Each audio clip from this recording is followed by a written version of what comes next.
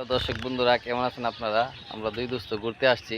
দেখেন এদিকের আশেপাশের ভিউটা কত সুন্দর, আমি একটু আপনাদেরকে দেখানোর চেষ্টা করতেছি। দেখেন এটা একটা ব্রিজের উপরে দাঁড়িয়ে আছি আমরা, আমাদের পাশের একটা এলাকা। দেখেন আশেপাশে কত সুন্দর ভিউটা।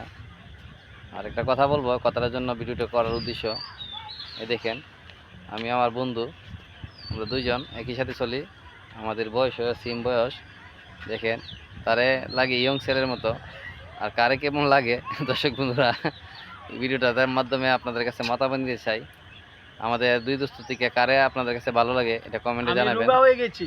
আর আমার দোস্ত একটু অসুস্থ ছিল, আর আমিও অসুস্থ।